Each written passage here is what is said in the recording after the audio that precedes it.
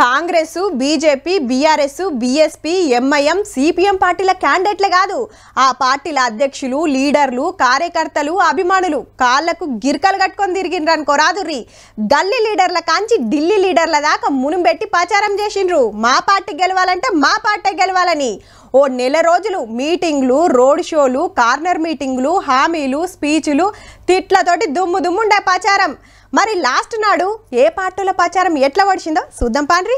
ఆఖరినాడు కాంగ్రెస్ ప్రచారం చూస్తే తాండూరు కామారెడ్డి జనజాతర మీటింగ్ కు ప్రియాంక గాంధీ మేడం వచ్చింది. నోట్లు రద్దు చేసి జీఎస్టీ పన్నులేసి జాబులు ఇయ్యలేదు, అదానీ అంబానీలకు 16 లక్షల కోట్ల లోన్లు మాఫీ చేసిరని సెంట్రల్ గవర్నమెంట్ మీద గరమయ్యింది. కాంగ్రెస్ పవర్లకు వస్తే ఆటోల అకౌంట్ లో ఏడాదికి ₹1,00,000 రూపాయలు ఇస్తారట. बीजेपी केंद्र सरकार में 10 सालों में सिर्फ और सिर्फ बड़े बड़े खरबपतियों के लिए सारी नीतियां बनाई हैं. పొద్దుగాల సీఎం రేవంత్ సార్ పటాన్చెరులో ప్రచారం చేసి బీజేపీ బీఆర్ఎస్ పార్టీలో నడుచుకున్నాడు.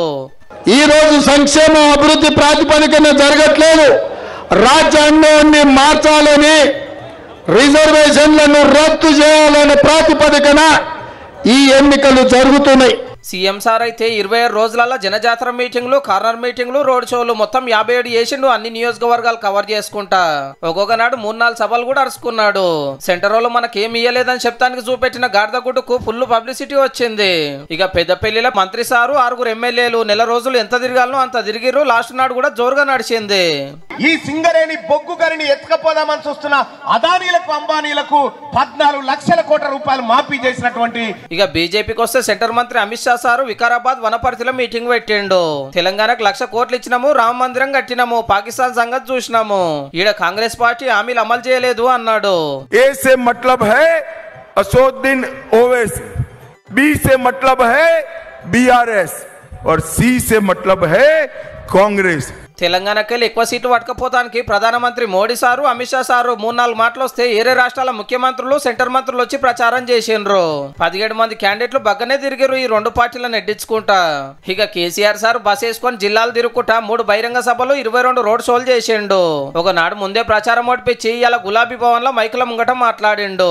షెడ్ లో ఉన్నది కదా కారు, ఎంత బలంగా వస్తుందో దాని తాటికి రేవంత్ రెడ్డి ఎక్కడ కొట్టుకపోతాడో మీరు నేను ఇద్దరం చూద్దాం. బీఆర్ఎస్ టికెట్ మీద నిలబడ్డోళ్ళని పార్లమెంట్ కు పంపించడానికి ఇటు కేటీఆర్ సారు, అటు హరీష్ రావు సారు సీనియర్ లీడర్లు శాతనైన కాడికి తిప్పలబడ్డారు.